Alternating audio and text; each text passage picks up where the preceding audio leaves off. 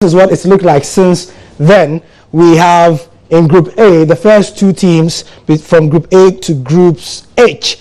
This is the way it looks. PSG, Arsenal in Group A. So far, Benfica, Napoli, Barcelona, Manchester City. We also have Bayern Munich, Atletico Madrid. Also in Group E, we have CSKA Moscow, Bayer Leverkusen, Real Madrid, Borussia Dortmund, Leicester, Porto, Juventus, Sevilla. So the draw will be going on, and by the time we finish with our second interview, we will tell you what the full draw is of the UEFA Champions League.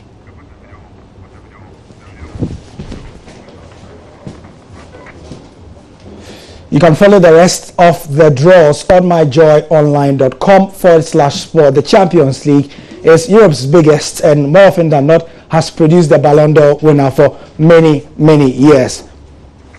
To our next story, a review of Rio 2016. We've done it a couple of times. However, we do something different. This time, Team Ghana are touching down in the country tonight. We understand they'll be on the South African Airways flight at 6 p.m. and to do a general assessment of the Team Ghana's performance, plus a few other rumors that we've heard that we want to clarify. Here is Erasmus Kwao, who is a member of the Ghana Olympic Committee, more often than not the spokesperson. Thank you very much for joining us. Thanks a lot. And welcome back. Thank you.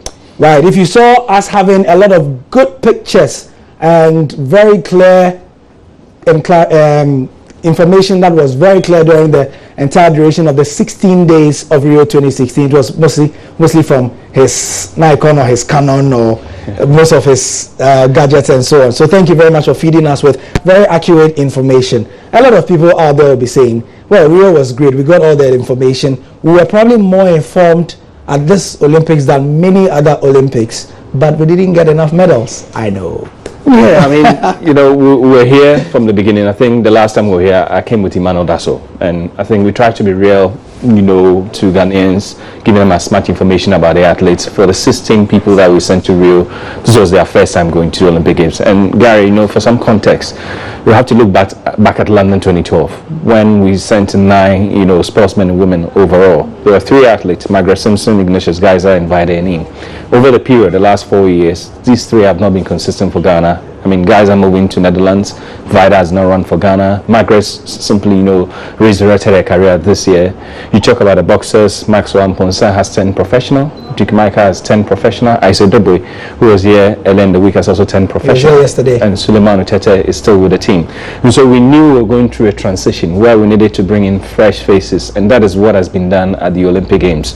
Yeah, I mean, we're so sorry for the many people who were expecting medals or, you know, major performances at this competition. It wasn't just, I mean, we couldn't get them those medals. But when you look at, you know, on the development front, Kai Forson went to the biggest stage in sports and did the personal best.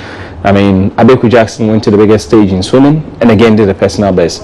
The results were mixed. We were expecting, you know, that at least whichever performances, you know, led them to qualify to the games would have been replicated or, you know, improved upon.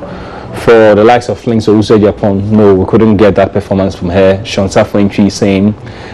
Talk about Dasso Janet, we couldn't get those performances. For John Ampoma, I feel to throw 80 meters on the biggest stage, that's a big deal. You know, he was just short of his personal best, 83.09. He threw 80.39, you know, meters overall. So it's some experience for these athletes. Going forward, we need to go by the way others have done. Great Britain will tell you today that every medal they won at the games, you know, in value terms is £3.5 million. Almost £4 million. Yeah. Exactly. This is how much they want to invest in an athlete to be able to get a medal. So Ghana wants medals at Tokyo. 165? Yeah, about, yeah, in the sister region. Yeah. So Ghana wants medals at Tokyo. We need to do something. We need to invest in the athletes. We need to invest in their training, the competitions they go. No more excuses. But there's no money to go to an African championship. There's no money to go to a world championship.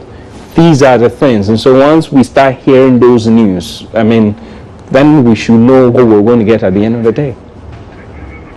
Okay. Now, in terms of Martha Bisa, what is the plan for her? Because she has to be at Tokyo. Whatever the problems are in terms of the politics or the personalities, we have to make sure, rally around and make sure that this talented athlete goes to Tokyo. Well, I think only Matabisa. GA always has a plan for all the athletes, and we'll continue to, give all the opportunities for the athletes. All the youth athletes who have the opportunity to school and combine the education with sports in the USA. I mean, whilst at the games, it was great news for all of us when we heard that, Mr. George Lutrot has secured scholarship for her. School actually opened on Monday. So we're all hoping and praying, it works out for her this time around. GA, after 2014 Youth Olympics, got her a similar opportunity. She will not take it up.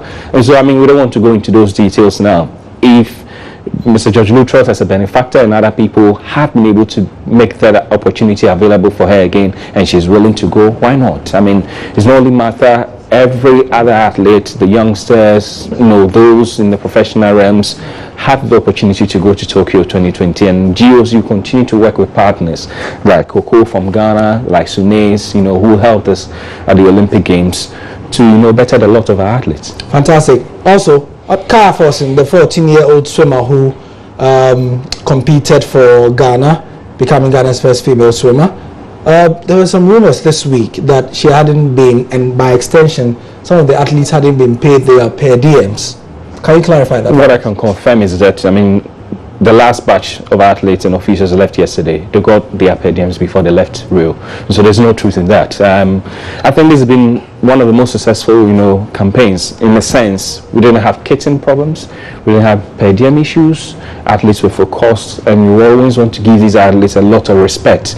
Per diems were not paid on time, sure, but they were still very calm, patriotic, and just waiting and then looking at the bigger picture of representing Ghana themselves, their universities, and who they represent. And they're looking ahead of Rio, Tokyo 2020. That is a bigger picture. And so once you start bringing these things in now, it's also your reputation. And so you need to give the athletes the respect for just being patient, waiting, and making sure that every opportunity they had, they could project Ghana in a positive light.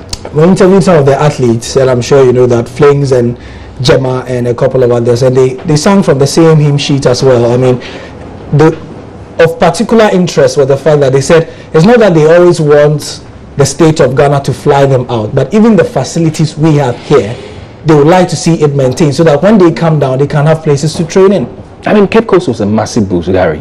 When they came out there and they slept at Elmina Beach Resort, it was a massive difference. And from that competition, we had about 8 or 9 of them qualifying. Yeah. And so, yes, I side with them. We need to replicate what we've done in Cape Coast in other areas. Iraq is still in a very bad shape. Facilities is one of the issues that we need to look at. And I'm very, impressed with what they said about this. The other issue has to be with a proper development program. The Jamaicans of this world, the Great Britons of this world are making it because of that. Ghana has to go down to the basics. Go back to basics. Thank you very much. Thank you. Erasmus Kwao, who is a member of the Ghana Olympic Committee. We are also going back to basics by finishing the sport and taking you back to the news. Francis Aban is here. That's the sport for now. I'm Gary Elspeth. I'm back later tonight with more.